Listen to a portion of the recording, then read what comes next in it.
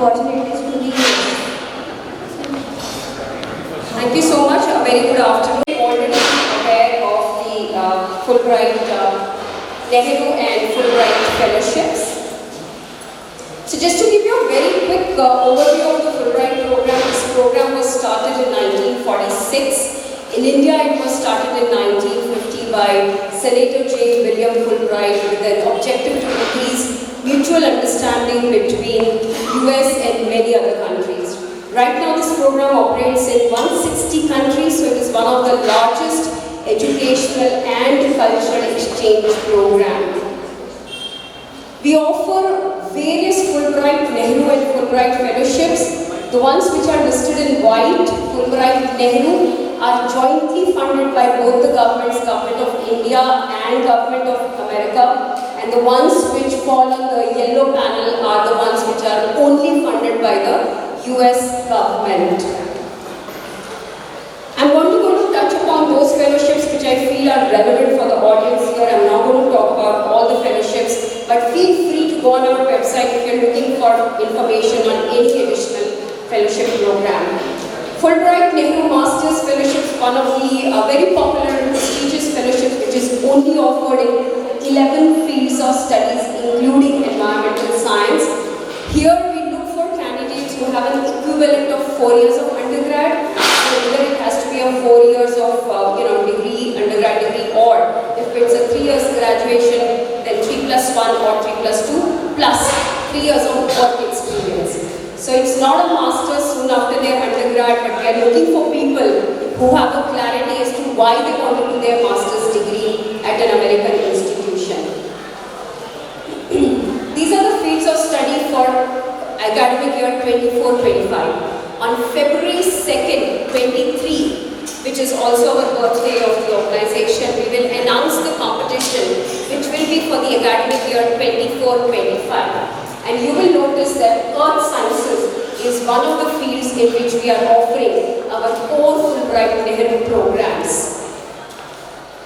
Fulbright Nehru Doctoral Research Fellowships is for the PhD students who are registered for their PhD in India, and if you want to do a part of your research in the US for a duration of 6 to 9 months, then you can apply for this program. So you decide how long you want to stay in the US. 4 years, and if you are looking for a postdoctoral research experience, then this is the program that you should apply for. So if you should have received your PhD between July 2019 to July 2023, and this program is for a duration of 8 to 24 months. Again, you decide as an applicant as to how long you want to go for a postdoctoral research, whether 8 months, 10 months, 18 months, 24 months. So minimum is 8 months, maximum is 24 months of duration. Now this might be of interest to a lot of faculty members who are present here. It's called Fulbright Nehru Academic and Professional Excellence Fellowships. It is designed for faculty, researchers and professionals. We need people who are working as freelancers, consultants, in honorary positions. So even though you may be officially retired from your institution, but are still contributing to the field, you can apply for the fellowship. So there is no age restriction in any of these fellowships for a duration of 9 months. So again, depending on how your institution is, whether you can take time off from your institution and go for a semester or 2 semesters, you can apply for the program. This program gives you an opportunity to go and teach or do research or do a combination of both. Then we have Fulbright Kalam Climate Fellowship, which is again offered at the doctoral, postdoctoral and academic and professional excellence fellowships. So if you know of people who are working in the climate change sciences field and are interested to apply, then there is a separate Fulbright Kalam Climate Fellowship, which is again jointly funded by both the governments, Government of India and the US. These are 2 new programs which were recently started just last year with Emory, and the other one is with UMass. This year, Emory is actually trying to recruit a faculty member from India who can go and teach or do research in the field of multidisciplinary approaches to global integration. So here, you only can go to Emory. However, in the other fellowships, you can actually go to any institution in the US. So this is one with Emory and others with UMass. This year, their field is public policy. Now this is again something which I definitely want to bring to the faculty's attention, because many of you would be eligible and might be interested in this. This is for administrators, for example, heads of the department, deans, or people who are registrar, vice chancellor, college principals. This is only for a duration of 2 weeks. So usually around 10 administrators from India are selected, and they spend 2 weeks visiting different US institutions to study various components to come back and make their institution, they are basically looking at internationalization of their own institution in India. So this is something which is very popular among administrators who can't take a longer time off from their institutions. This is only for a duration of 2 weeks. Then we also have a Humphrey Fellowship, which is more for professionals. I'm not going to go much into this because not so much for the academicians. But if you know of policymakers, whether it is in government sector or private or NGOs, please do bring this program to their attention. As I said, these are fully funded fellowships. So what does that cover? So we provide a monthly stipend, which varies, of course, depending on which program you apply for and which institution you are affiliated to in the US. There is in addition to the stipend, we provide a lot of allowances like settlement allowance, excess baggage allowance, airport transfer allowance. Now, when you go on the academic and professional excellence fellowships, which is for the faculty members, there is also a dependent allowance which is provided. So dependent is actually your spouse or a child below 21 years of age. So if you want to take your dependent who is going to stay for more than 80% of your grant duration, we provide a dependent allowance and we cover round-trip transportation for one primary dependent. So again, there are these allowances provided depending on which grant you are applying for. There is a round-trip transportation from India to the US and also medical insurance in America for your entire grant duration. So I don't think you can ask for anything more. Where can you go? So again, you decide, except the Emory and UMass Fellowship, where you want to go. So depending on what your area of interest is, you can choose to go to any college, any university in the US, even an independent research institute. We have arts fellowships where people go to Smithsonian museums. So it completely depends on your field of interest. So right now, we have around 130 fellows on the different Fulbright Nehru grants. They are placed in 27 different states, and of course the most popular ones are the Massachusetts, New York and California. That's why you will see these dancing arrows on those 3 states. This is our profile for the 23-24 academic year. So for Fulbright Nehru Fellowships, we received 2,000 plus applications. We have selected 138 nominees, which means somewhere around 6.7%, close to 7% is the success rate of the applicants who apply for the fellowship. And 46% of these nominees are women. So we are reaching towards women parity when it comes to the nominations in the Fulbright program. Just to give you a sense of how competitive each fellowship is, so this is our statistics for 23-24 application cycle. So for example, for Fulbright Nehru Academic and Professional Excellence Fellowships, we got 334 applications, 35 are nominees, so somewhere around 10% of our applicants get selected for this fellowship. The application deadlines, as I said, on February 2nd, we will announce the program. The application deadlines will begin from May 17th. You will find all the details on this particular website. So thank you so much. I have some handouts in case anybody is interested. They can take these handouts from me. Thank you so much.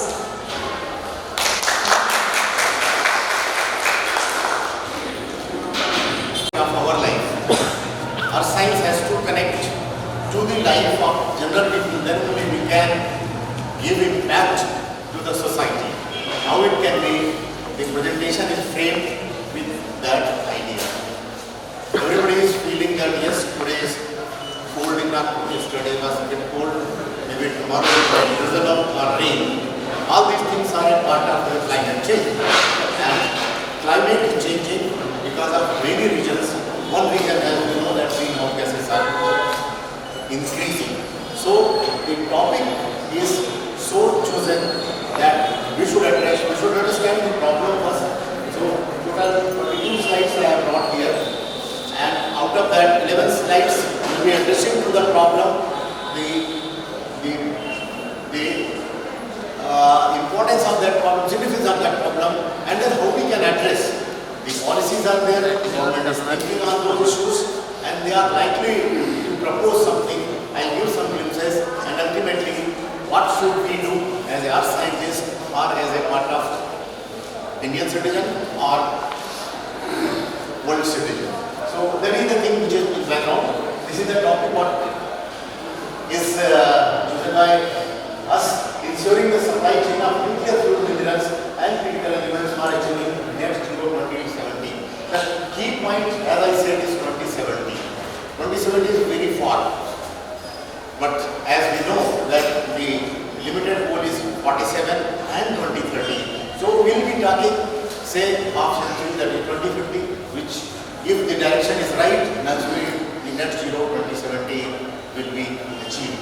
And as of now, it is a really dream to have net zero carbon emission in 2070. Certainly, we should make out our path to touch that direction.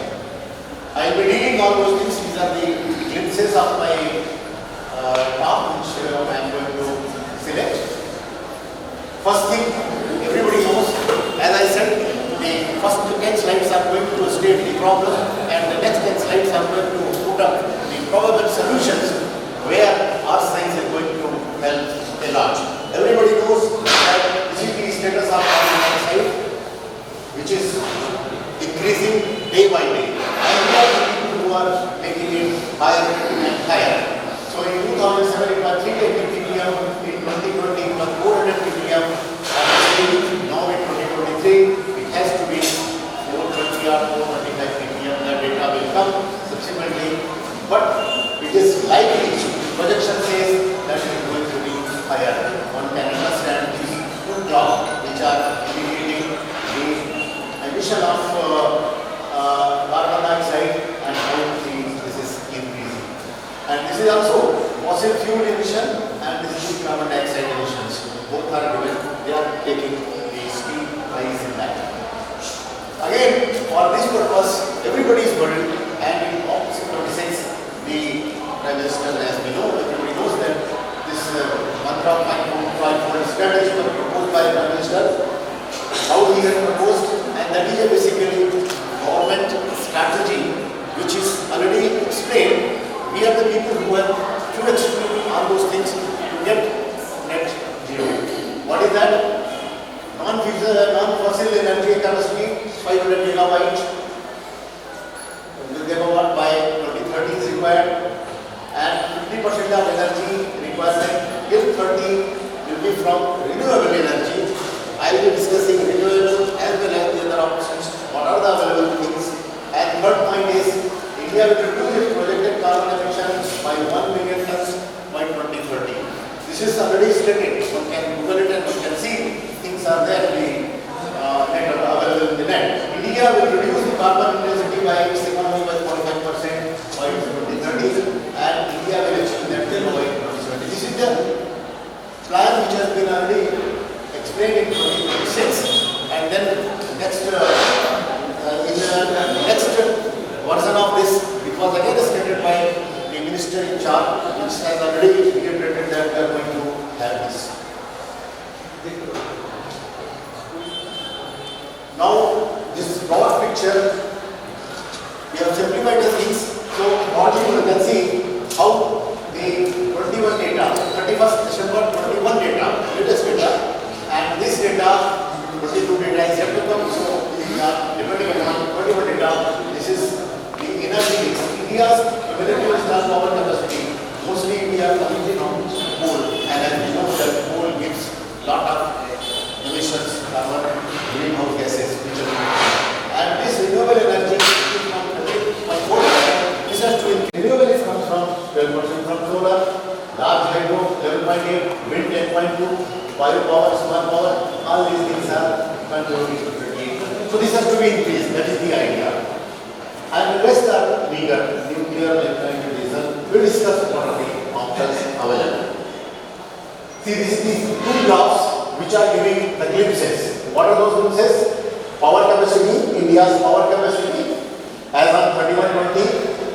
You can see this is a fossil fuel, this is a hydro, this is a nuclear, this one is a top one is total, and nuclear is very meager, red color, all those things. Similarly here also, so the annual electricity, both things are going together. Installed power capacity and annual electricity generation are going. And this graph shows total.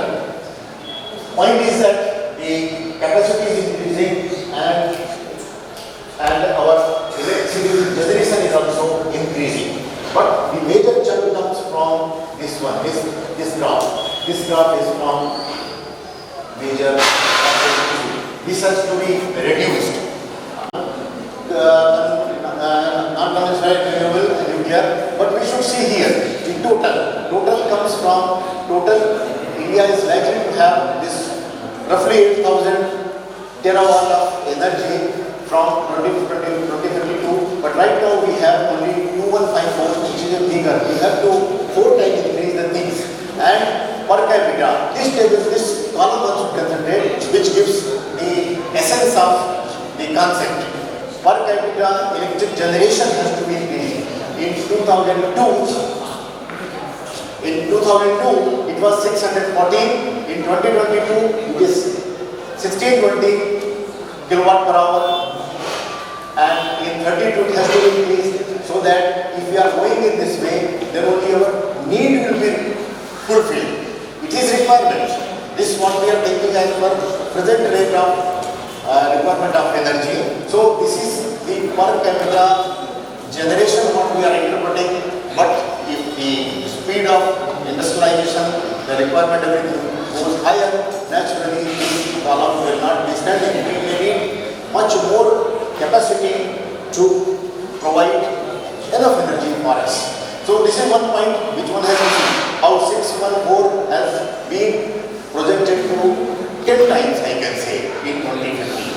I am not talking to 70. 70 will be much higher, but that is a very long goal. It is better to discuss a 30 years goal, which if it is in right direction, naturally it is going to be achieved in 2070 goals. Again, what is the other option? As I said, right now the nuclear is very meager. It is hardly 3%, and it is also projected that this should be 26%. And what is the possibility? Here 47% is projected for coal, 16% for hydro. This is hydrocarbon based, that is gas based, and this is hydro 8%. Non-conventional 4%, and here this 26%. So probably this gives the idea that this is the source which is growing very fast and which has to go fast to compensate this. If you want to reduce 47 to lower level, this 26 has to go up. How it can go up? Ultimately to get the non-renewable related energy along with mix of the nuclear energy. So the option what we are thinking that could make nuclear energy be the option.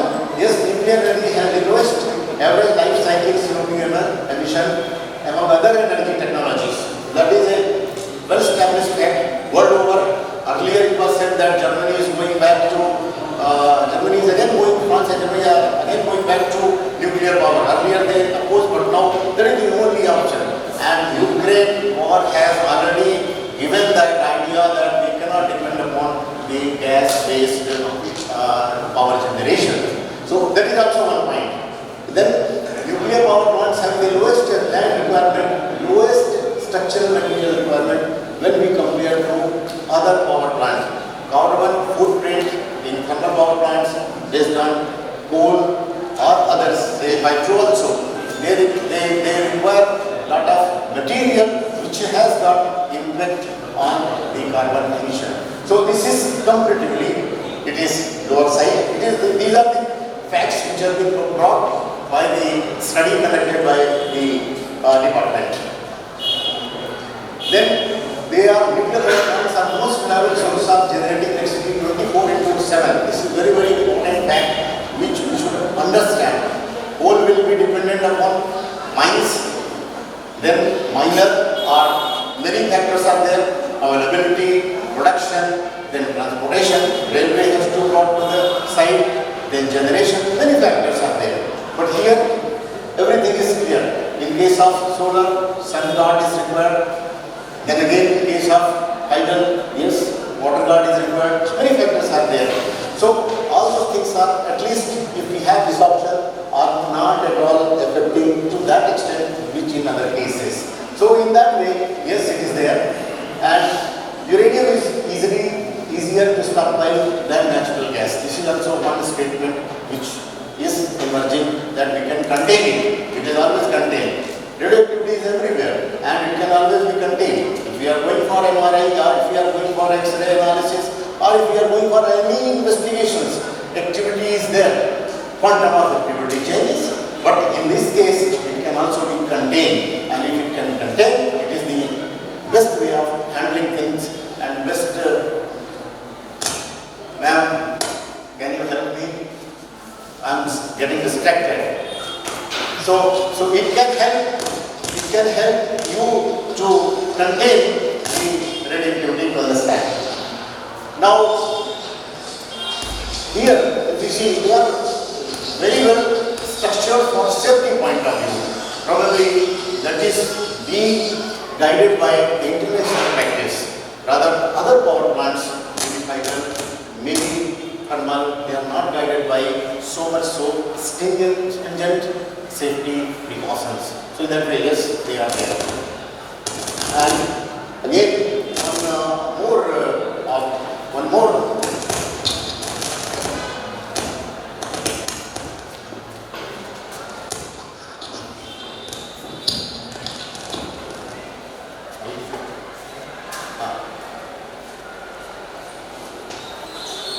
Then coming back to another argument, this is a very important argument which is depicted by graph, and this concept is coming from MIT. They have done the study, and that what they are saying, there are two things. I will explain this graph. Here the carbon emission is increasing 15, 50, 100, 300. This is a kilowatt per hour, and this side decarbonization, where nuclear and renewable are there. Nuclear and renewable are there. If you see, if emission, if the gigawatt hour is increasing, then what is happening? This positive side. So naturally, if you are going this side, and ultimately this is indicating electricity price. Ultimately, everything is related to price. This is related to $0 per megawatt hour, and this is $300 per megawatt hour. So if you are in this place, that means higher capacity, and if you are depending upon nuclear and non-renewable, the cost is lower side. If you are going for, say, this is the side of only non-renewable, if you are going that side, the cost is going high for lower generation, but if you are going for high. So the point is that one has to be in this area where the cost is lower and you are getting higher generation and you are making a mix of nuclear plus non-renewable resources. That is the study what they have done, and we are focusing on that study. Probably Government of India has also decided that we should go to this mix where nuclear will also come into picture and non-renewable resources in the form of various sources. I say solar is one, biomass is another, hydel is to some extent. All those things will be coming in a form of mix, and slowly the nuclear mix will move on, as I said,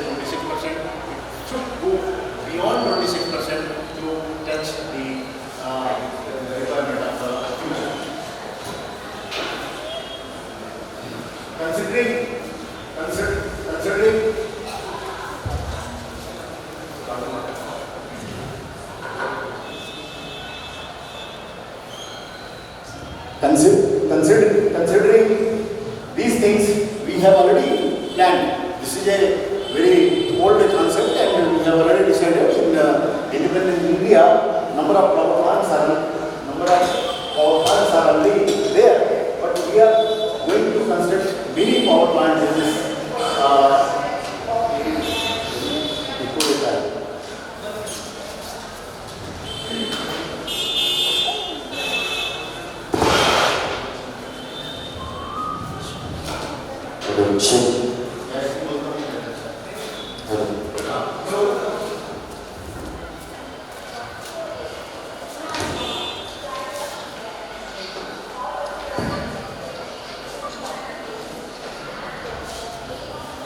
So we have already decided that we should increase the source, as I said, 26%, and the decision is already there. Many new power plants are likely to come in many areas. One is Jaipur, Maharashtra, Tukadoji Andhra, BTVD, Gujarat, Haripur, West Bengal, Jaipur, Madhya Pradesh. Many are likely to come. These names you might have not heard, but they are there in the planning stage, and maybe after 10 years, when we are likely to reach that 26%, these plants are likely to be placed, you may see in future. So all these things are there, and in addition to that, whatever facilities are there, that facilities are already planned for upgradation, and this is the upcoming 14. In the old places, we are bringing up, we are taking number of plants more to get. Point is that we are establishing, we are touching to that goal of 26% or higher through this power plant establishment, and power plant requires fuels. Fuel will come through the resources. If we see again, since it's a Earth Scientist forum, I can just share only some thoughts that nuclear power plant has got many categories. But in thermal power plant, only one category. You can burn the coal, you can get the steam, and you can generate the energy. But in nuclear power, there are various ways for burning of the fuel. That is your uranium. It could be enriched, it could be natural, it could be mixed. So all those things are there. These are the fuel-based power plants, and they have been given various names. They have got their different technologies. Just like now we have vehicle petrol-driven, we have vehicle diesel-driven, we have gas-based vehicles. Similar type of things are there. So here we have pressurized heavy water reactor, we have fast feeder reactor, we have LW light water reactor. Light water means normal H2O, pressurized water reactor means H2O, D2O is deuterium oxide. So all those two technologies are there, and all those technologies we have mastered, we have developed, and we can produce energy. We should see this last table which says all those availability of gigawatt electricity. Our aim is to get the understanding that how this is going to increase and how it is going to produce the gigawatt electricity.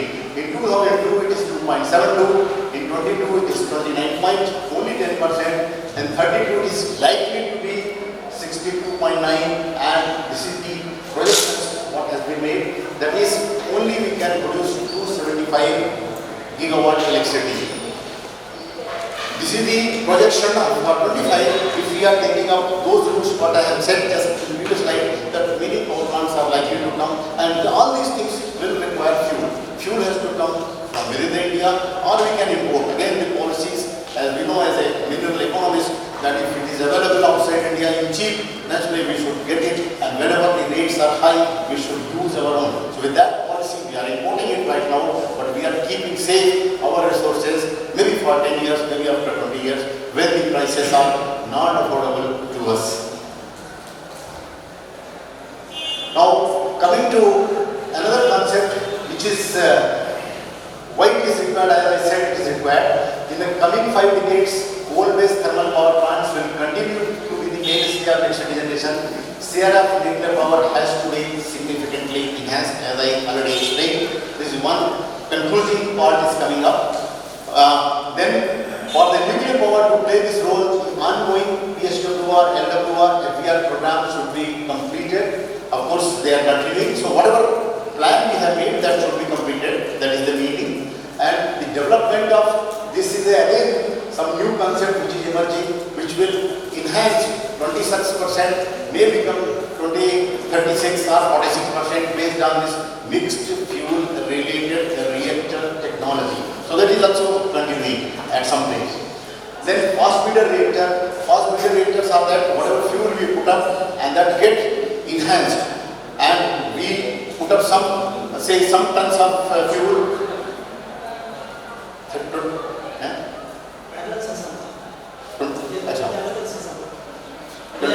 25 minutes ना? So 250 ना इसका? हाँ ठीक है. Okay, बस I think खत्म हो जाएगा. हाँ. So this is also there, and then thorium-based thermal polymer technology as well as this one. आपका 25 minutes में हो जाएगा. Only 22 slides. So now another concept is there, which is your small modular reactor. This is a very important thing which has emerged, and we are converting the coal power plant, thermal power plant into a small reactor. That is a very important scientific idea has been generated, and the ready-made reactors will be prepared, and they are going to replace the thermal power, and the energy will be generated through this. So this way, the clean energy is likely to be there. For that, as I said, the fuel is required. Naturally, U is required, and other elements. These are the other elements in different color. They are required for generation of such type of nuclear energy. So we are in self-sufficient conditions, and we are producing it. Now, as I said, enough material is available. This is the data which is available with us. As I said, 3,75,000, and it can sustain many gigawatts. So right now we are using our own resources, we are importing it, both ways we are mixing it, and we are going ahead. So this resource is available, and we can touch that concept which I said, that plus 26% share of the energy. And with them, naturally, the other critical minerals, as I said, the requirement of critical mineral is likely to be there. So with this, many critical minerals are there. These are the critical minerals which are associated. So when we take out one resource, another resource is a byproduct, and in the form of byproduct, we see them. So all these things are available with us.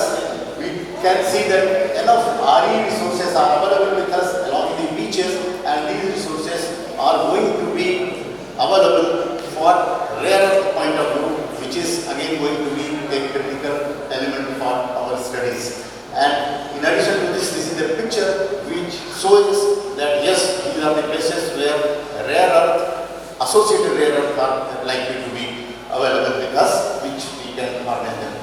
These are the rare metals, and pegmatite, as you know that pegmatite has got many resources. Main thing is lithium, and lithium is available in this. And in lithium, this is a picture of lithium. Those who are interested to see lithium, they can go to AMD style, and we have kept lithium and uranium minerals. One should go and one should see those elements. So this is also going to be a very critical mineral for the purpose of electricity, purpose of other programs. So with this, the last slide, final slide, what I can say, the clean energy transition with penetration of non-fuel-based energy sources and achieving net zero by 2070 nuclear in terms of base load power can play a big role in the decarbonization strategy. It is in this context that the role of nuclear energy will be critical for energy. The atomic and critical minerals required for the projections of 2052 and 70 energy requirements from nuclear mix is a plan with clear roadmap for execution.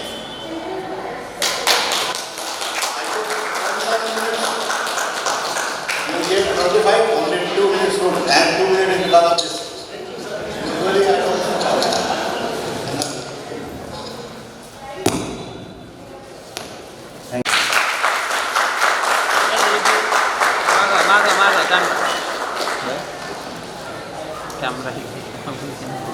Now I request Asaf to please chair the session. And parallel session will be conducted in Hall 2, and for that Professor A.M. Fofle and Dr. Vijayan will be chairman and co-chairman.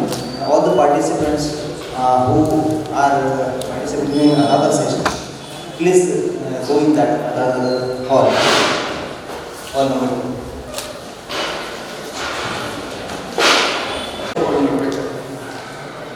is not natural what? Which is so landslide occurs due to natural process of anthropogenetic process. This is my answer to your question. And yet you are community of this work. So I have taken this landslide very common in and around the world. So I have taken up to find out the cause of the landslides and its mitigation. So I have already mentioned that anthropogenetic factor. So during the construction of this national highway, we have to take care of it. Okay. You will need time, sir. Because already we are running behind. The second presenter is again Rashtrasant from Nagpur. Have that art university. I will start my presentation with a brief introduction, brief idea of study area, geology of study area, morphologic indices and regions, and will be concluded with discussions and conclusions. In its introduction, the present study examined the morpho-tectonic parameters of Giza-alien fluctuations with emphasis on its implications for tectonic activities. The data for these studies were extracted from the DEM and Sentinel-2 satellite data along with the Survey of India composite with verification. Morphotectonic features being a very useful and important indicators in exploring the relative tectonic activity. I analyzed 6 geomorphic indices. They are SLD index, valley flow width to valley height ratio, drainage basin asymmetry factor, transverse topography symmetry, basin elongation ratio, and isometric integers along with isometric curve to evaluate the relative level of tectonic activity in the study area. So on the right side we can see the study areas. It represents the study areas of Giza-alien Tubul river basin is located in between the given latitude and longitude. On the western side of the Imphal Valley, it has a total catchment area of 471.7 km square. National Highway number 37, which is popularly known as Imphal-Ziri Road, connects Imphal, Manipur and Silchar, Assam, passes through this subbasin. The study areas lies in Kampotpi, Tamil Nadu and Nonne district of Manipur. So the pictures represent the geology of the study areas, where major portion of the study areas is covered by varied groups, Eocene, Paleocene and Descent groups, Paleocene to Eocene. These green colors represent the varied groups and light pink colors represents the Descent groups. Tubul's rivers and Irine's rivers flows along the Dalen Fault and Lanka Faults respectively. Here we can see these are the Dalen Faults and these are the Lanka Faults. So, faulted synclinal axis is clearly seen on the ridge of the Marang Singh area. And these are the Marang Singhs. From here we can see the faulted synclinal axis. Izai Fault is northeast southwest threading, which is approximately 11 km long, and we have the Izai Fault here. The southwesterly flowing courses of Izai River flows the major part of the Izai Fault. The entire Izai Fault serves as the faulted contact of various oil Makombot with the descent in the valley regions. Makombot is a name of place in the Marang Singh somewhere here.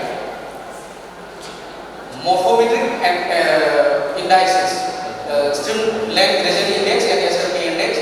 Stream length gradient index is defined as the product of the channel slope or the gradient of the region and the total channel length from the point of interest where the index is being calculated upstream to the highest point on the channel.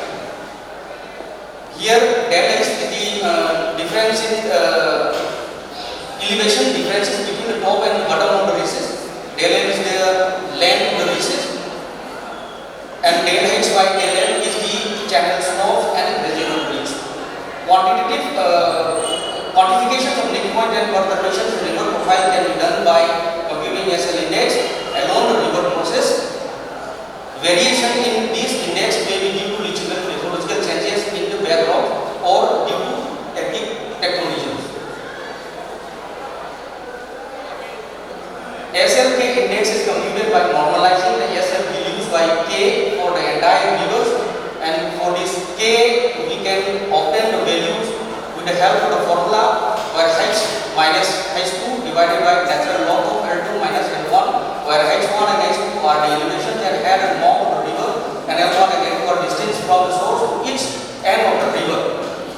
The ratios SL by K quantifies the stiffness of the short rays of the river against its overall stiffness, and also permits comparison of stream gradient index among different rivers. SLK index identifies the significantly steeper channel gradient where SLK and SL by K ratios is greater than 2, and much steeper channel gradient where when SL by K ratios is greater than equal to 5, or even SL by K ratios is greater than equal to 3. So SL by K values are utilized to delineate areas where there is an anomalous departure of river gradient from their expected values. Such rivers would indicate zones of active tectonic deformations according to Rivers and Gosnich 1993. So these are the profile pictures showing their respective SL by K ratios with among the profiles of Tukul rivers, Izai rivers and Iring rivers. Valley floor width to valley height ratios is also one of the important morphometric indices to help in identification of the tectonic of the study areas. It quantifies the valley incisions in an afflicted area. So it can be defined with the help of this formula. The value can be calculated with the help of this formula. Here in this formula, VF is the valley floor width to valley height ratios. VFW is the valley floor width. ERD and ELD are the elevations of left and right valley divides for the given sections line respectively facing downstream. AC is the valley floor elevation. Valley floor width and valley height ratios according to Booth and Maxwell's, it can be classified as V-cell values. If the values is less than 1, where still they are actively incisors and they are commonly associated with uplift, and moderately active tectonics when the value ranges between 1 and 1.5, and U-cell values when the values is greater than 1.5 is subjected to major lateral erosion. For my study areas, I found the value ranges for 0.053 to 0.26, which shows V-cell values which still they are actively incising and commonly associated with uplift. These are the cross-section profile in the picture showing from where the values of VF has been calculated. The drainage basin asymmetric factor helps in determining tectonic activity based on tilt of river basins. The trunk string of a drainage basin will migrate in relation to tectonic tilting, and these drainage basin asymmetric factors can be calculated with the help of the formula given here. So AF is the asymmetric factor, AR is the area of the drainage basin in the right side of trunk channels when facing downstream, and AD is the total area of the basin. Asymmetric factor should be equal to 50 for a manned stream that forms and continues to flow in a stable setting, whereas AF greater or less than 50 would decide the tilt according to Keller and Twitter. For my study areas, I found the calculated values of sub 87.41, indicating that the channel has shifted downstream left side of the study area. Transverse topographic symmetric factors helps in determining the tilt directions of the rivers in relation to active tectonics. So, transverse topographic symmetric factors can be calculated with the help of the formula given here, where dA is the distance from the midline of the drainage basins to the midline of the active meander belt, and dd is the distance from the midline of the basin to the drainage department. According to Box, for perfectly symmetric factor, d should be equal to 0 as the asymmetry increases, d approaches to value 1. Transverse topographic symmetric factors I have calculated many sections, and the values are given here, and the values ranges from for the 3 rivers the value ranges from 0.195 to 0.421, which indicates the acidic nature according to points. Basin elongation ratios is a quantitative geomorphometric parameters that deals with the set of river basins, and it is calculated according to the formula given here, where EB is equal to 2 of root over AB is the diameter of the circle as same as that of the basin areas, where LB is the length of the basin measured from its mouth to most distant point of the basin. Basin elongation ratios can be classified as circular value greater than 0.9, with over for ranges between 0.8 to 0.9, less elongated from 0.7 to 0.8, and elongated if less than 0.7. For my calculated values, study areas, I have found that the study areas has the value of 0.58, which indicates elongation in nature. So these are the some tables showing the parameters.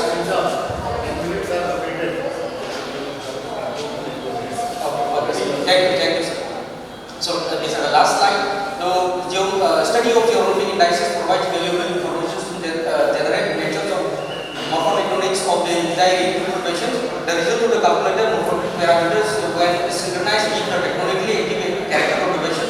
The calculated parameters like asymmetric factors is 0.41% and transfer to water parameters 0.422 has the principles that the water set has shifted up the right side, and to pull the river has shifted to the left side of the water set from the data facing downside. Mainly two tributaries reside in living rivers flowing the main rivers from the right side, and the elevation of the right side is higher related to the left side, left divide. Isometric curves and its integral 0.5 shows that the water set is passing through early mature stage under the cycle of erosion. Other parameters also correlate the competing forces, that is erosive power and the tectonic. All the parameters studies shows that the tectonic forces dominate over erosion, and therefore the study areas is tectonically active in nature. Like this calculated. Thank you.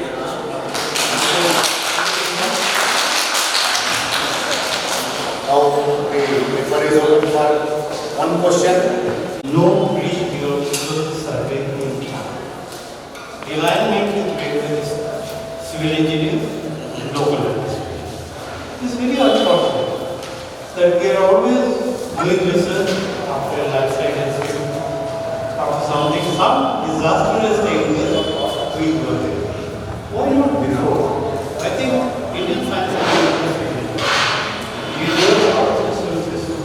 expert should suggest to government, like to make it mandatory that a company should have a chartered accountant and other.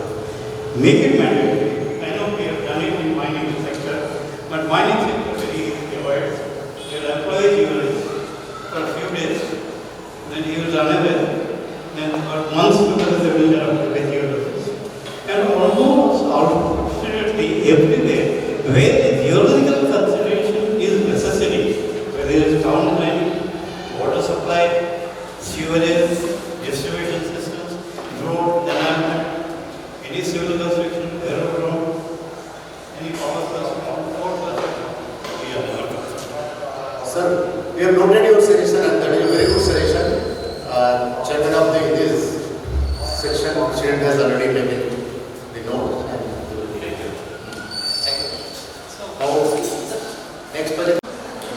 You see this part. Here the project is going on. There is one tunnel is here, another tunnel is here, and in between the area of the tunnel, we have the cut slopes. In these cut slopes, they are having a railway yard also, railway station also there.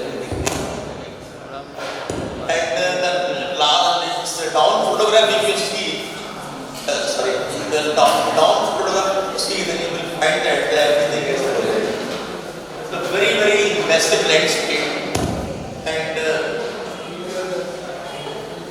this is actually because of the excessive rainfall in the month of May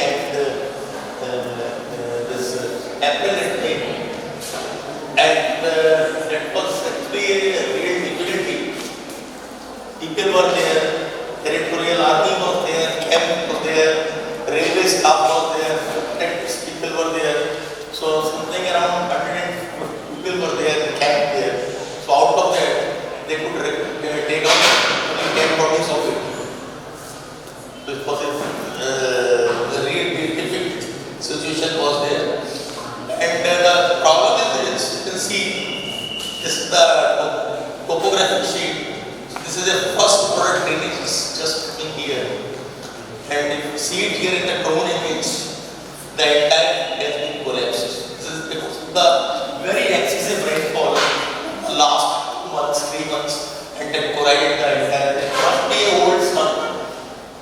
There, the crest hill was like it in the left, and somehow when the engineering situation was totally become indisciplined.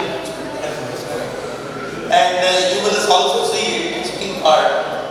This is the area where the railway formation. You can see all these things, and the entire thing has gone in this river. So almost the river is also getting blocked. So this is the real. As we know, basically western part of Manipur is made up very unprecedented formations, and we have got very weak rocks. All these things are also responsible for landsliding issues. Another thing is this area is technically very high. So that is also one of the ways that we have tectonic activity also, sometimes minor tectonic activity also. And because of the climate change, what we are trying to discuss every day, movement and every platform, thing is that out of climate change, whether climate is getting warmer or cooler, we are not bothered. Only thing is precipitation pattern has definitely got very, very modified. And 6 months rain, if you are having in 1 month, you will understand. Anywhere in the world, not in Manipur or in anywhere. That we have to be careful here. And railway formations, they were there in model of 2009, which developed with the cartography data. And this is actually happening at drone survey that this because there was no way out to study this area on that time. So with the drone survey, we see that you can compare those things, you will find out how much massive land people recognize. So altogether, the debris is something about 6 lakhs cubic meters right there. The railway track totally covered. We have to make suggest a tunnel so that the railway track can go well. Because if you keep on clearing it, maybe in the next season or maybe next time, again the same land take follow it, trigger also. So these are the issues which are very difficult. And now I will show you here topographically, because this was the nice section, you can see it here. So this was a yard thing we have done it, and the original scope was like this. You can see nicely the sided material has gone inside. So something which we require really take care in the future part. This is the stability for things, the different parts of the bridge. There also we can see that this area was very, very long time there is a good no power. But somehow, because of the excess rains or there was also one was there in 2016. Okay. So this May and June we can see that. So that was only the difficulty was there. So ensuring that with the DM analysis very quickly we have done it because the rainy season was started, so we could not do much work.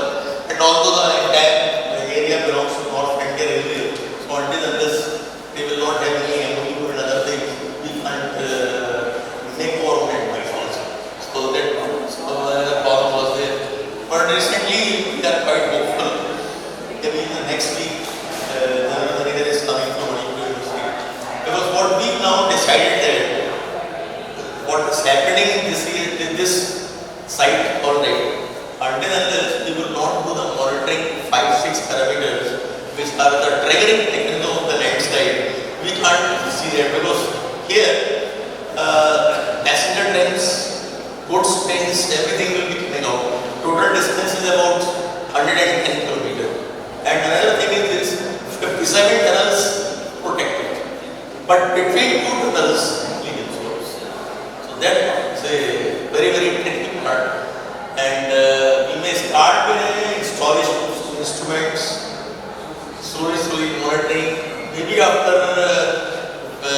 experience, we can go for the voting system also. Where the people are involved in the training or like this, we are going to see it.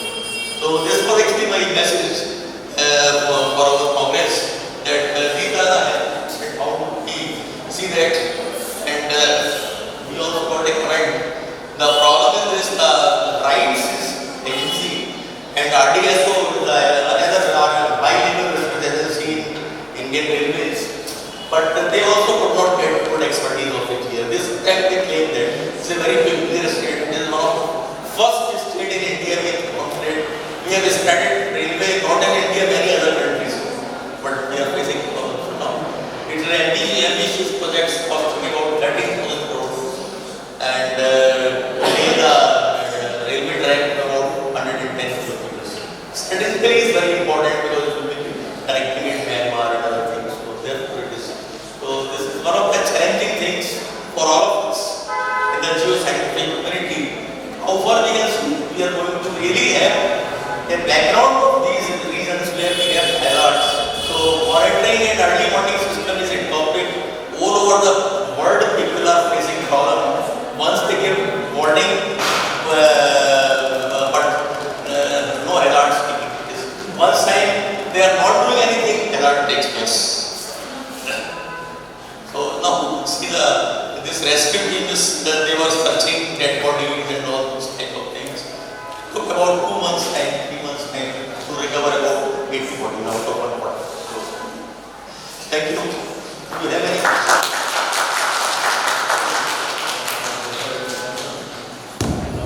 Study area, materials and methods, determination of water quality. Next, summary and conclusions. These are the introduction. India is the tremendous increasing of the groundwater utilization because of rapid growth of population and industrialization and urbanization. Then availability of groundwater in a badly affected anthropogenic activities is contaminated because over-exploitation, improper disposals of the industrial waste, agricultural waste, domestic wastages. Then consequently, seriously threatening of revival of agricultural practices in over usage of fertilizers and soils will be contaminated and automatically food grains are also it is injected in polluted. So then groundwater quality is also into depth water, seasonal changes, dissolved salts on subsurface environment. Accordingly, World Health Organization, more than 80% of waterborne diseases, it becomes imperative to monitor quality of groundwater. Regularly devise means and based on means, protect from contamination, quality of groundwater, dispatching using by physical, chemical and biological activities, biological parameters. Then it is health and hygiene, groundwater certain concerning need and purpose of human consumption. Then this figure clearly shown to the man-made anthropogenic activities for contaminating. So once groundwater is contaminated, it is a quality cannot be restored by arresting the pollutants from the resources. It becomes imperative regularly monitor quality of groundwater device based on means to protect. Water quality index is one of the most effective tools communicate information over the quality status. It concerns user community and policy of makers. It becomes an important parameter of assessment management of groundwater. The purpose of present study is to estimate the groundwater quality in Tirupati, theoretically represented by the GIS, Geographical Information System, and for understanding the present scenario and glance.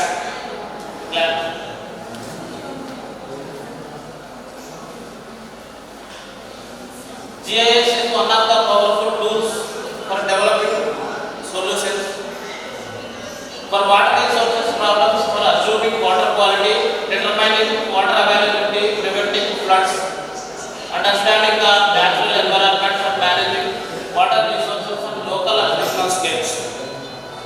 WQI water quality index was first developed after 1965 based on weight and mathematical calculations.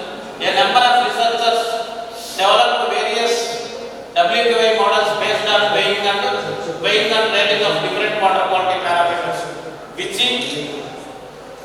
So WQI is a dimensionless number ranging from 0 to 100, and also unique to digital rating expression of overall water quality status, excellent, good and poor. So these are the physico-chemical properties of some groundwater qualities. Groundwater samples are collected from deeper bore wells.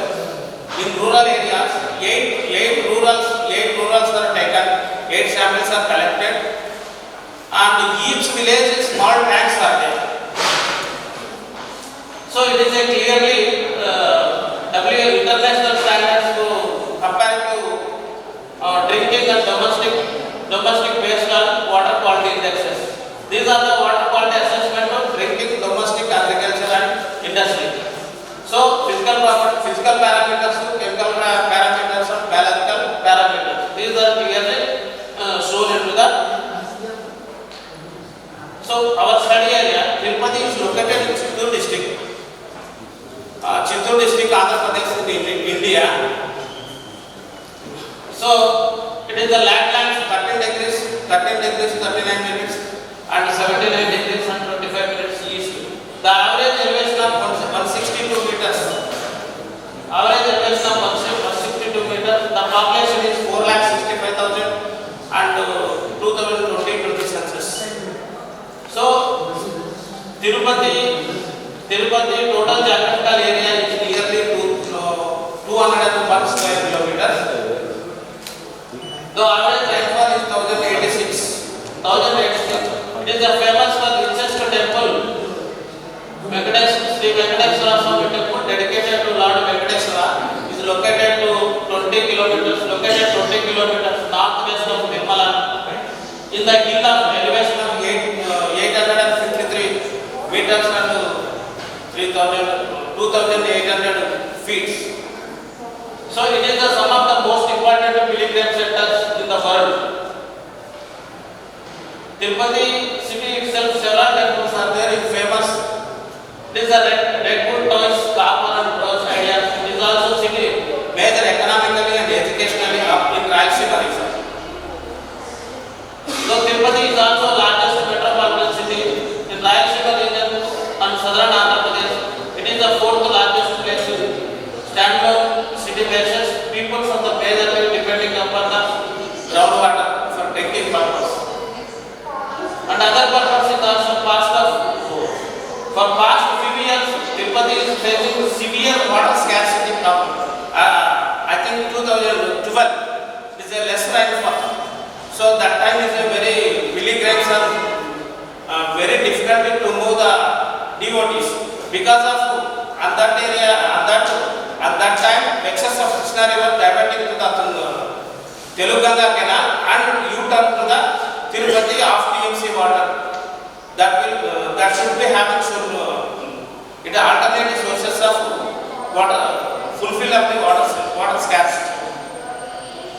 So study and understand quality of groundwater. These are the parameters: pH, TDS, alkalinity, calcium, magnesium, sodium, potassium, chloride and sulfates are measured.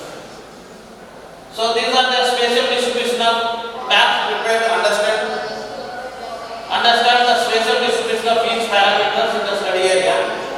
These are the exchangeable sodium percentage and sodium absorption ratios. The water quality index is calculated to point out suitability of groundwater for human consumption. These are the study area. The water quality analysis data in deeper bore wells, 8 samples are collected. These parameters are collected. These parameters analyzed by laboratory. These are the permissible limits are there. So thematical, spatial thematical maps, pH maps, TDS maps, and alkaline maps are there. These are the calcium, magnesium, potassium, and sodium. And chloride and sulfate maps are also. These are the exchangeable sodium percentage. These are the non-sodiaco, sodiaco, moderato, strongly sodiaco, and very strongly. These are the our ranges is 15.9 to 35.83. Exchangeable sodium percentage of values of our study area. These are the 8 villages are taken. These are the ESP standards are there. So sodium absorption ratio is 0.75 and 3 to 8 our study area, but it's a normal. These are the areas are having to our laboratory. So water quality index values are hand pumps in 8 villages. pH, TDS, alkaline, calcium, magnesium, potassium. These are the basic. Four villages are excellent. 2 villages are good. 1 village are poor. So these are the water quality index of deeper borewells, and these are the parameters. 4 villages are excellent, 2 villages are good, 1 village is poor, 1 village are very poor. Water quality index values are deeper borewells. These are the groundwater quality indexes. These are the currently Malavaram, Vedantam, Tukasamudram, Daminadu. Can the minutes are over? So please, within 2 minutes you can do. Okay, conclude. The water quality index is calculated from the point of view suitability for groundwater for human consumption. It is assumed groundwater quality because the rural area 8 location has been selected. After that, analyzing physico-chemical parameters, we observed 80 WQI is the 80.22 to 134. Highest value WQI sample number 5 and lowest value is sample number 1. Sample station 107 good quality, remaining are poor quality. The high value of WQI is found mainly from higher values sodium chloride and sulfate in groundwater. Unlike the remains of groundwater in the area is related to the degree of treatment of before to the consumption. The study area helps to understand the quality of water as well as develop suitability management practices protect the groundwater resources. Except Tukasamudram location, all the locations are showing the high exchangeable sodium percentage. Based on SAR values are observed in Tanampalli located water is having high SAR values. Only Tukasamudram location does not require to further treatment, hence it is direct. It can be consumed direct. Thank you.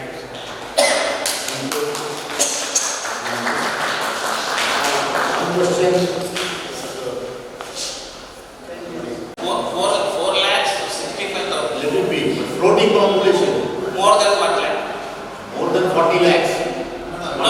Every day more than 1 lakh moving population, sir. Moving plus. So that means 365 lakhs. Yes, sir. Yes.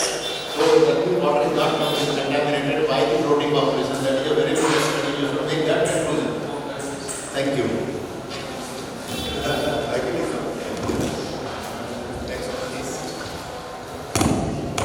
Decade traveler size, and the uppermost layer is of soils and laterite towards the southern portion of the study area. These are the methods and materials used for the hydrogeochemical investigations.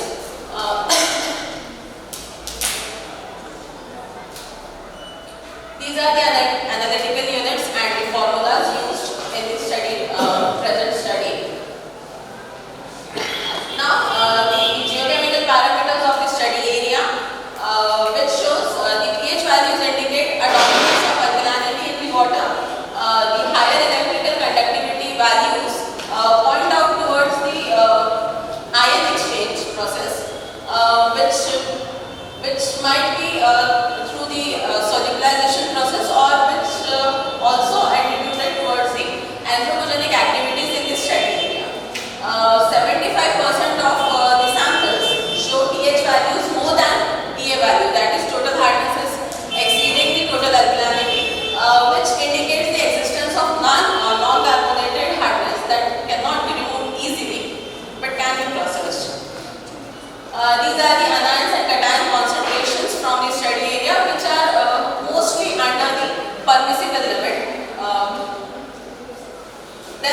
the linear diagram where this of this is the weak acids are surpassing the combination of strong acids, where major of the or 27% of the samples are falling in the mixed sectional area, whereas 46% of the samples are showing the combination of hydrochemical species of CaMg HCO3Cl and CaNa HCO3Cl.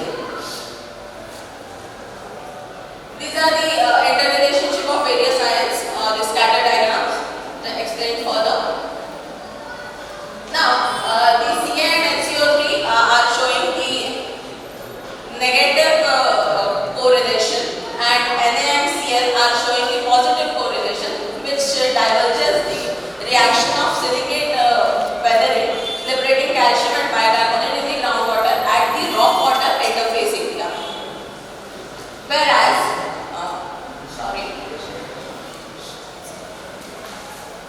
the points lying above the equinine in the scatter diagram suggest the interventions by human activities, which might be the domestic waste, animal waste, or septic tanks leakage, etc. Then the cations, the scatter diagram of NO3 and HCO3 content points out towards the positive correlation, which suggests the different sources for the release of ions, where NO3 is liberated due to the anthropogenic activities. The CHIPS diagram for groundwater samples, most of the, or rather all the samples are falling under the rock dominance zone, which shows the rock-water interaction in the study area. Now this is the Pearson correlation matrix showing the physical-chemical parameters of the groundwater, where the positive correlation, strong positive correlation of TDS with all these things suggests the association of hydrochemical processes responsible as rock-water interaction zone, along with some of the anthropogenic interventions. The correlation matrix between K and NO3, that is the lower correlation, suggesting the non-lithological source, indicating the use of or the influence of agricultural fertilizers and the domestic wastewaters in the area, where the Na is showing a very strong correlation with Cl and SO4, which is again an indicative of presence of pollution in groundwater in the study area. The hydrogen chemical data, which I have investigated or computed, shows generalized a very good quality, or rather a better quality, can be used for domestic and drinking purpose, except one, that is from the Khairgaon. Now this is the US salinity diagram shown or used for the suitability of irrigation, for deducing the suitability for irrigation. Here it shows the groundwater samples are falling in the zone of high salinity and low to medium sodium type, which suggests that the water samples are utilizable for irrigation or suitable for irrigation with a little danger of exchangeable sodium. The overall computations of all such parameters were considered for getting the suitability of water for irrigation purpose. From that, we have deduced that yes, most of the samples are suitable for irrigation use, except one, that is from the Khairgaon ocean. These are the conclusions. The water is suitable for drinking and domestic purpose, and also suitable for irrigation purpose with a little exchangeable sodium. These are the references I have used, and thank you.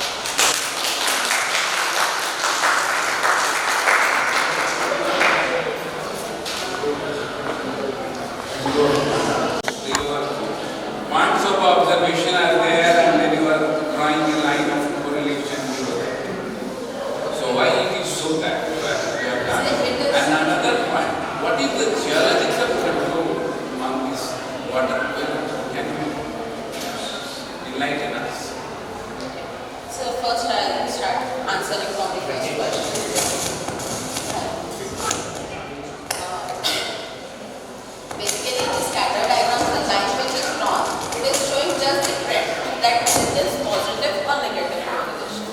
By So much observation is scattered in, there is no correlation at we all. have taken the maximum trend. For trend, we see the maximum occurrences. So just the maximum thing is taken here or considered here. You can Trend. comment that figure. You take it. Can you please present? So it is just the trend taken at positive or negative to analyze that. Sorry. And just to see.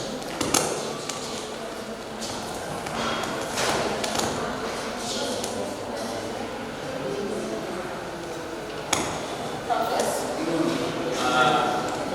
Here, number one, upper one, Yeah. This one. and then third one. Third one.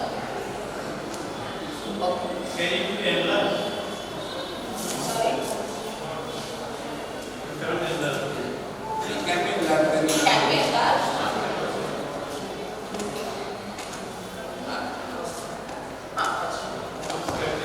So here the negative trend is shown or the negative trend is diagnosed from the maximum of it. I think you answering how you have drawn that line, that will answer. How you have drawn that back line on that. What is the methodology of drawing that line? So it was as a trend. You have drawn that line. I can draw that line. Not the soundless you have drawn like this. R square, how much is R square? Sorry. R square. R correlation coefficient. I don't get you come to third line. That is not the I hear this is trying to see. You are drawing a line and above that, those points are there.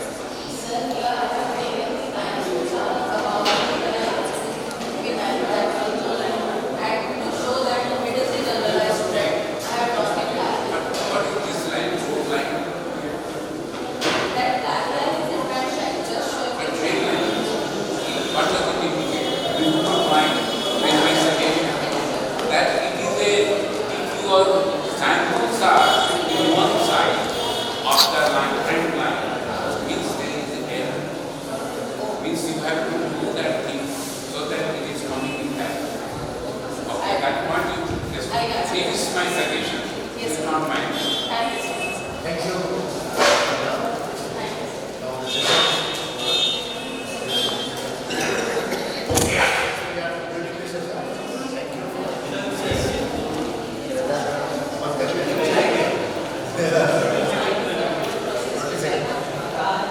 Only 20 seconds, sir, will take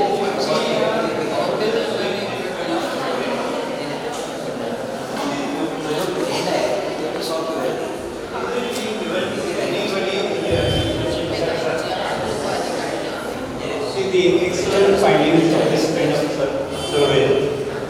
It should be a methodology by which we utilize by see the research methodology. We do it, we find it, we get our results, we go. But the benefit of it to the society is lower cost. We have to find the method. On this regard, I've been fighting for a number of years. Now I'm 84, I'm going to get retired. Let me request the younger generation. Thank you very much. Thank you, Professor Sinha sir. The processes occurring within India are caused by geogenic changes in groundwater chemistry. Similarly, anthropogenic activities is possible causing groundwater contamination from various developments. The PG2 watershed lies in the southwestern part of the Nagpur district, Maharashtra. There is insufficient information regarding the geochemical behavior of groundwater.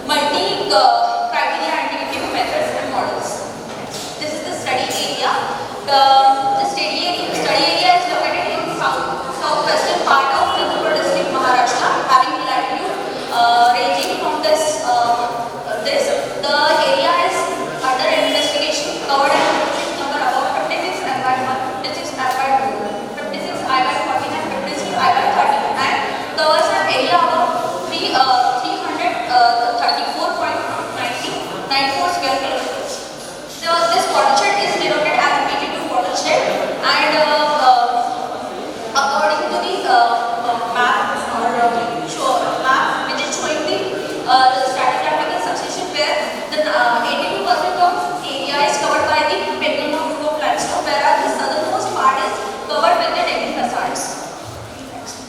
These are the details of the watershed. This is the stratigraphic succession of area where starts from Archean to the present basement. The hydrogeology, as I earlier told that the neoprotein is like Penguin group of limestone having covered a large area with 82%, and the depth penetrating in Penguin limestone have an average depth about 7 to 18 meters below the groundwater level, and having a diameter ranging from the 2.5 to 5.5 meters.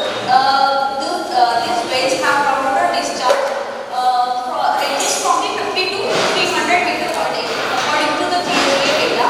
The technique basaltic lava flows exhibit the best of nature, and also exposed with the deep weathering wells developed with the trends. The average depth of the wells basaltic lava flows up ranges from 9 to 21 mgl, and yield which is ranges from the 75 to 100 meters per day. These are the methods and materials we have used to get the hydrochemical data. These are the analytical units, and this is the geochemical parameters of study area to compare, which are compared with the WHO and BIS. These are the cation and concentration in my study area. This one is the Piper triangular diagram for the groundwater samples of study area, which is basically used for to recognize the combination of hydrochemical combination. In this study area, the general alkaline earths exist the alkalis, however, which is shown in 28 samples, whereas 35% of groundwater samples shows the weak acid existing the strong acids. Thus, 34% of most prominent water type is indicator of geogenic indicator. The two mixed regional water types suggest that the geogenic as well as anthropogenic activities in that area. However, the contribution of geogenic sources revealed through 65% than the 35% of combination water types reported by reported. Next, this is the rock-water interaction and source recognition, which is showing the silicate weathering type of trend, where as we see the first scattered diagram, here is a negative trend which shows which points out towards the silicate weathering, where the source of calcium and bicarbonates. In second diagram, we can see that the plots which are pointing like above the equiline indicates that the excess Cl, which is probably due to the human interaction, basically due to the anthropogenic activities in that study area. The interrelationship between the Cm2 plus Mg2 plus and the SO4 plus SO3 points below the equiline represent the silicate weathering, whereas above the equiline points show the carbonate weathering. These are the carbonate gypsum dissolution. This is the Gibbs diagram of groundwater sample. Basically, we use it for the we use it for the to control the source of dissolved hydrochemical occurrences such as precipitation dominance, fog dominance, and evaporation dominance. But in our study area, the all sample are basically situated in the fog dominance. Groundwater suitability. The prescribed limit of WHO and Indian drinking water standards were used to assess the suitability for drinking, domestic, and irrigation purposes. The 72% of samples from the study area having EC values less than the prescribed limit, indicating their suitability for the drinking purpose.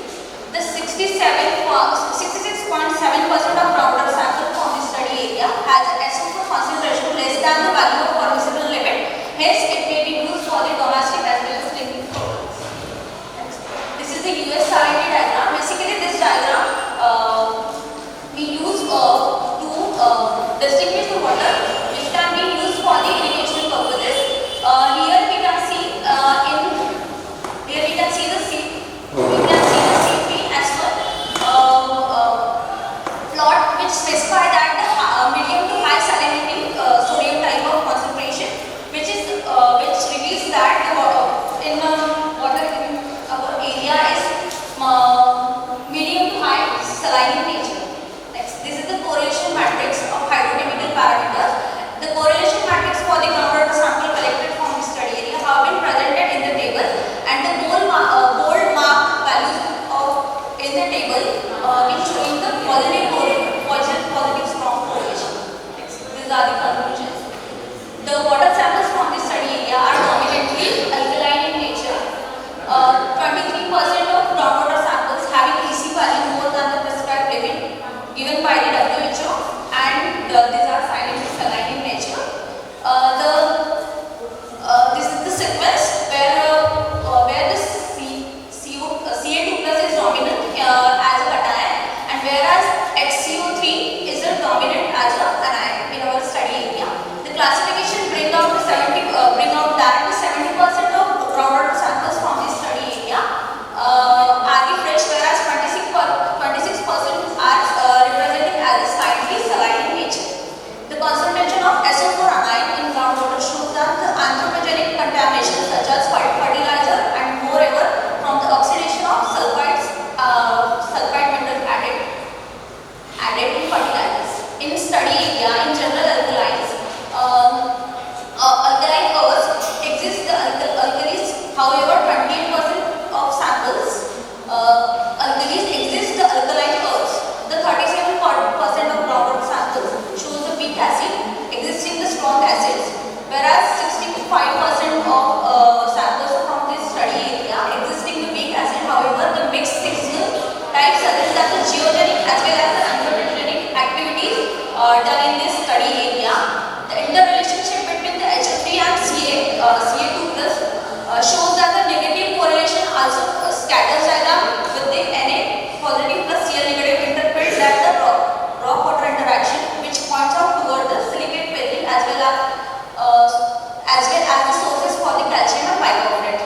The high NaCl ratio corroborates that the intense water rock interaction mostly likely due to the feldspar weathering. These are the references.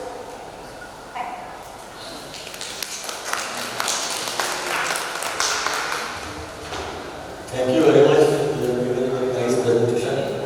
And one thing we like to suggest you that whenever you are very permissible and desirable, you better go for the permissible. Because when you see the scientific communication, they definitely get a little bit consciousness. And you see the economic condition of our country and other things. We are not able to afford the mineral water mainly. So we have to take care of the problem. Thank you. If you like to have one question.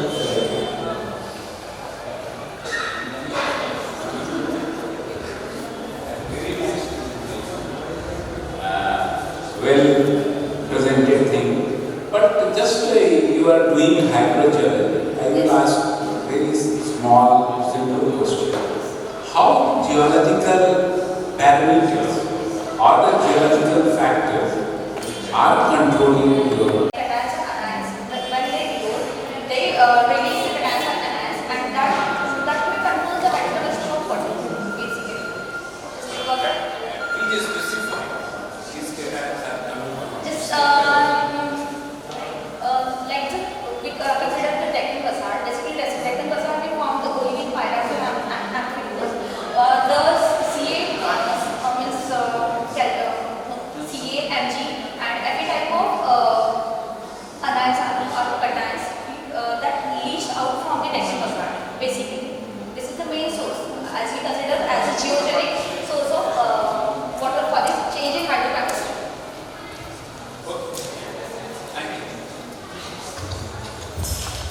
Coal bed waters or coal sea water. Here we have to understand the process. We are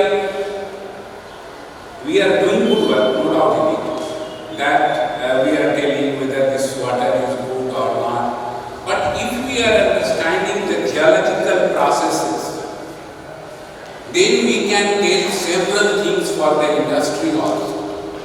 Being a hydrogeologist, and you people have done on chemistry or hydrogeochemistry. Here just one example I am giving you, which is very, very significant for coal bed methane process, about the permeability of coal seams. By your work, it can be told that whether this coal bed is permeable or not. How you can do? Just very simple calculation or exercise. Just you try to, because this permeability measurement is a very costly affair. If you are doing for one sample, they will take 30 to 40,000 for one sample. But if you are a very good hydrogeologist, you can do in 10 rupees. How you can do it? Just you analyze the water of coal seam, and here you try to see the content of bicarbonate. If bicarbonate is more, what it will indicate? It will indicate that the coal bed is or that bed is permeable. How I am telling? Because your meteoric water is coming, and that carbon dioxide, that meteoric water is taking, and when they are flowing inside it, means the beds are permeable. So you can empirically at least you can tell that this is a permeable bed. As if your chloride content is more, it indicates that permeability is very less. So that way you can tell. Then another important aspect, like how to dispose certain things, like your coal bed water. This coal bed water, if you are for exploiting coal bed methane, you are getting, here you are taking out water and then your gas is coming, and this water has to be disposed. Here the hydrogeologist has got very immense role, I should say, that where to dispose it, because the character of that water is quite different. Here it is your oxygen deficient water. If you can dispose in another aquifer or aquifer where you are utilizing that water, it will create only a problem. So here you have to dispose that water to a place where potable water is not there. Number one part. Number second thing, our use is there, that how to increase the oxygen content in that. So here these are very, very simple things, but that will help our society or even for environment. Like if you are disposing this water for agriculture purpose, or you are disposing in your stream or lake. So if you are knowing about the composition of that lakes and this thing, then you can decide about that, how you can do it. Even this water, before disposing, you have to see it, whether it is acidic or it is alkaline. So accordingly you will plan it. And if this water is deficient in oxygen, even you can spray that water, and it will be oxygenated, very simple. Or you can mechanically you can stir that water. This is oxygenated. Or they will charge like anything. So here you have to be very good hydrogeologist, so that there is no problem at all. Okay, so you have to control your chloride content and other things. Then another aspect, that here, as a geologist, we generally see to characterize the things and we think that our work is over. But we have to go beyond that. Even we have to think that how the technological maneuvering we can do for utilizing those things. Yesterday I could not get much time to discuss about that. Like we have got a problem with carbon emission, it should be zero emission by 27 we are planned. So how this carbon dioxide we can reduce it? There is generated. That point we have to think about that philosophy we have to use. What I was telling,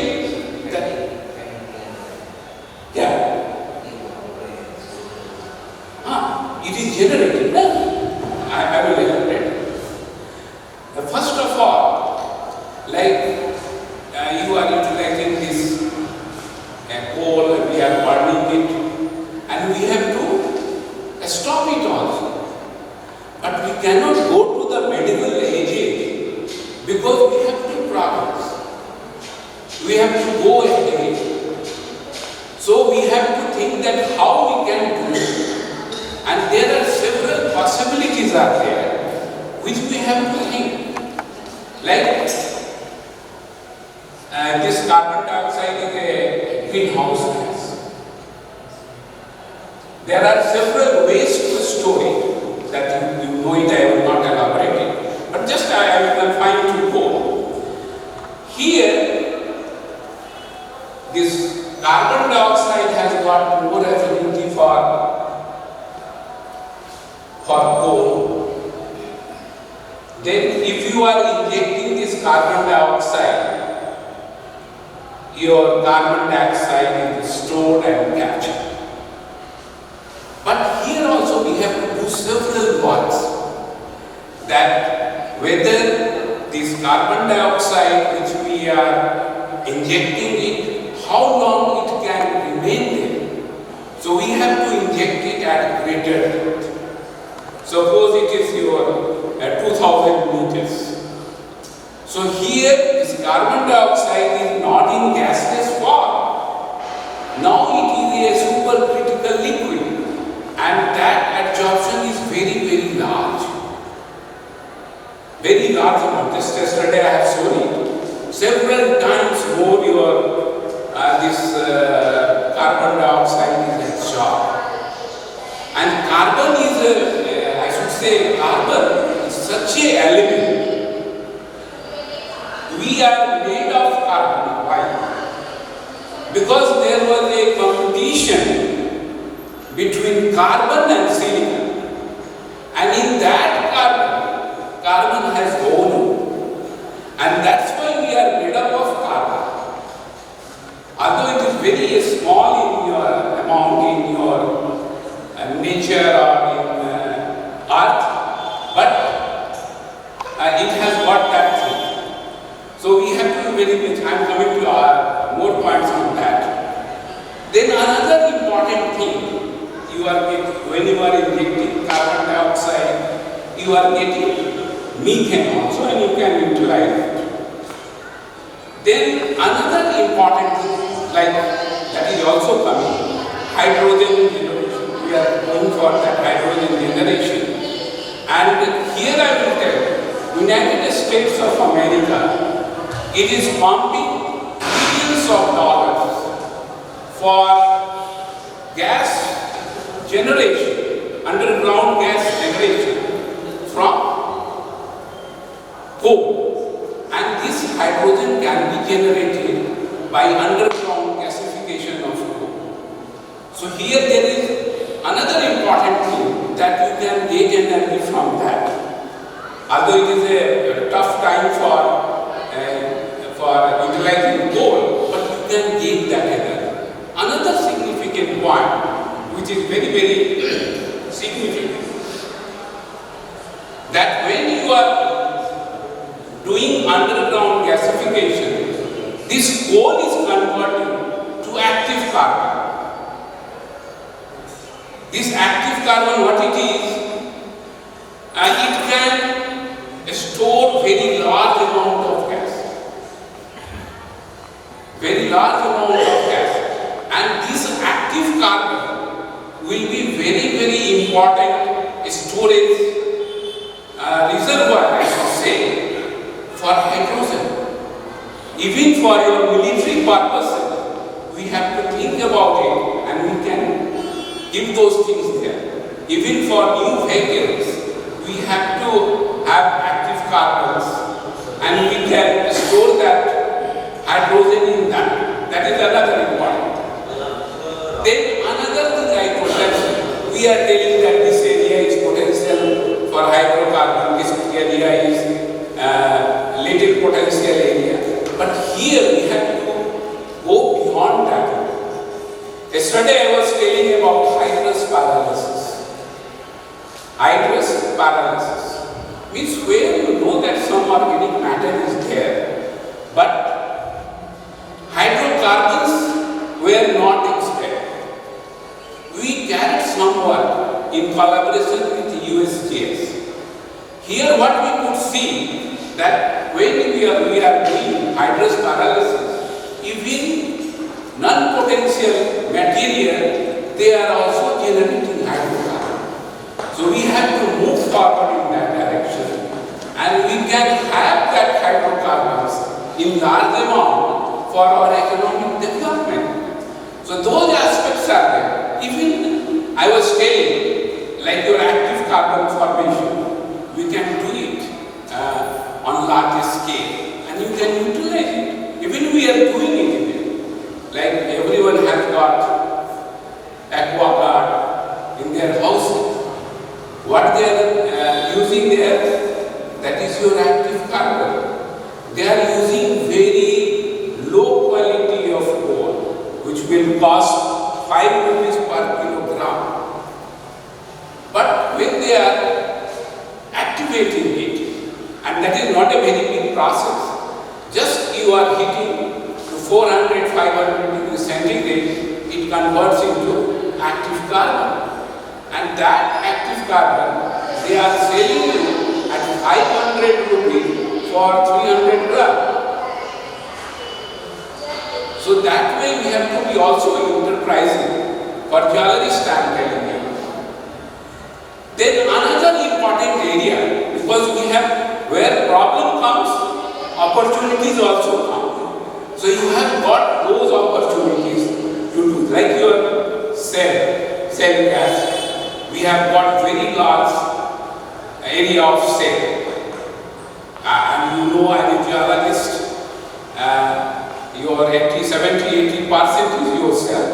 So if you are able to extract gas from cell, our whole energy problem will be solved. Then another area, as you know, that this carbon nano products. These carbon nano products are very significant.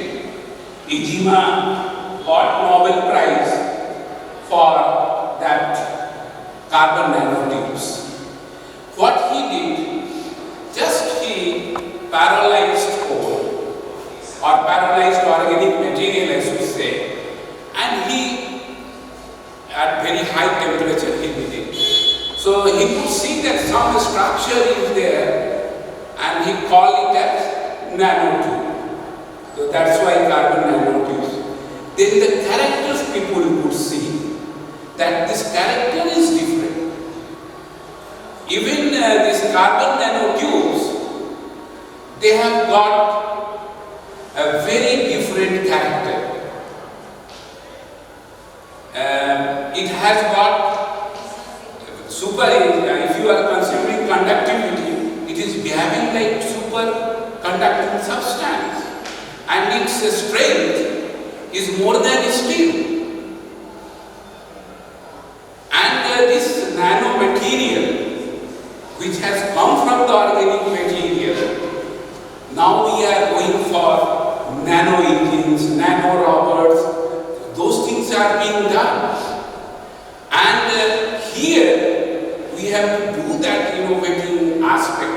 And I give credit to my students. Some of our students also made very bad quality coal. They have taken low rank coal and they could make nano products. So those aspects we have to see, we have to search, and we have to be more innovative. Just not like that, this is the character. We have to even try to mold it. I was telling you, we have got problem with caking property, non-caking property. India is importing more than 80% of its coking coal from outside. So whether we can convert this non-coking coal to coal, is there any process? So that we have to search. And I should tell you that if you are considering coal, if it is a coking coal, here anisotropism is there. If you are able to induce anisotropy in any type of coal, it will become coking coal. So that way we have to think and we have to do. Means we have to understand the process very carefully and we can do it. To certain extent we are successful, although it is to be commercialized. So that way we have to move further. So that aspect just I have told. See, if any question people have, you can